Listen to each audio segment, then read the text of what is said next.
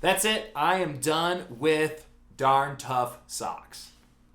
I started wearing Darn Tough socks about 6 years ago, and I absolutely love them. They didn't cause any blisters in my feet, and because of this, I didn't care about paying a very high price for only one pair of socks. I kept buying them and also recommending them to people that wanted hiking socks. However, in 2024, this love affair has really started to fade this year as I began noticing some common occurrences with this sock. And honestly, I don't seem to be the only one to notice the things that are going on. So I'm gonna get into why I'm done buying Darn Tough socks and then what I'm gonna be switching to next. So the first thing that we have to know about Darn Tough socks is their lifetime guarantee and their declarations that they are the most durable and the toughest sock. I mean, their name is Darn Tough. And if I do a quick scroll out of a lot of their blog articles, there's a ton of mentions about how durable their socks are and how much more value you're getting as a customer buying one Darn Tough sock rather than a multiple of socks because their socks last so long. Because they're so durable, make sure you're doing these 5 steps correctly when you wash the sock. These are the most recent Darn Tough socks that I bought that have gotten holes in them, and it's on both of the heels. I have had so many occurrences of this over the last few years. Makes sense why I'm getting a blister, because there's a hole in that sock. Feel a hot spot coming on, so I gotta Leuko tape it up. But it really hasn't bothered me because most people are gonna sit there and say, well, they have a lifetime guarantee, so just mail them back to the company and you can get a free pair.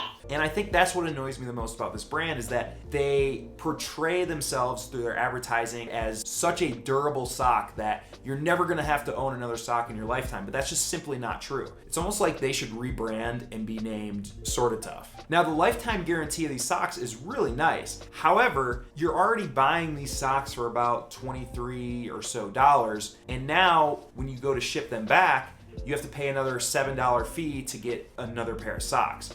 They have always made good on their warranty for me, but the simple fact of having to wash these, buy an envelope, put them in an envelope, go to the post office, ship them out, wait for a couple weeks, get a credit, buy another pair of socks, and now I have a second pair of socks in 3-week timeline that just doesn't work for me that well anymore, especially when I'm in the middle of the summer and I'm starting to rip these and I need a good pair of socks right away. I have heard of one way around this, and this came from the Thru Hikers on my Instagram. They said that some stores will do a Darn Tough exchange, so you can call ahead and see if they do that. I hear REI is not one of them, but that is an option. I've never done that before, and frankly, I live in Wyoming, so I'm quite a ways away from any department store like that, but that could be an option for you. So if we look at the overall cost of that for you, you're gonna be paying about $30 or more for one pair of socks, 2 pairs of socks. I don't know, because you're shipping back the bad pair, you're getting another pair in return,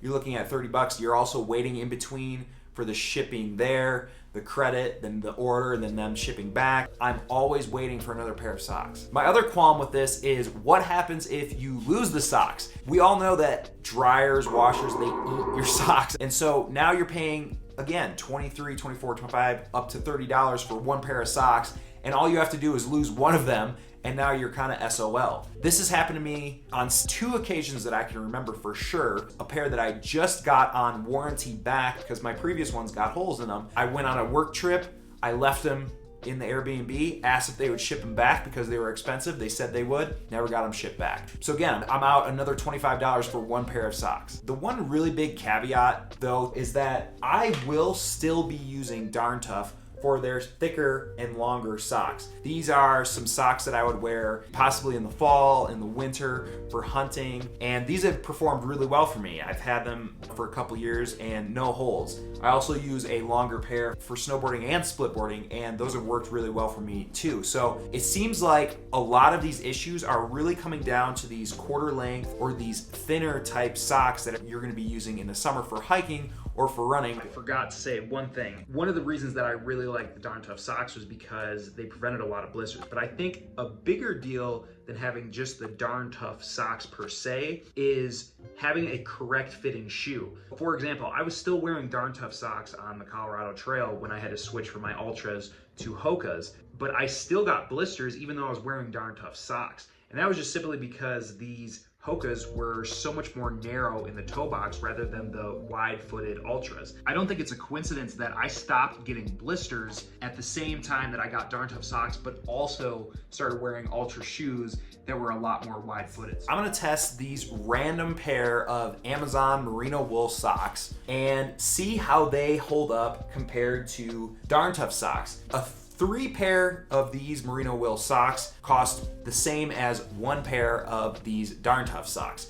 So I'm gonna be giving you a review on how these work later. I'm hoping that they're gonna do a lot better. At least I'm 3 times less likely to lose all of them. I would love to hear your own experience with Darn Tough socks. Is it the same as me? Have you been getting longer uses out of them, particularly with those quarter length or smaller socks? Leave a comment down below and subscribe for more videos like this. Thanks.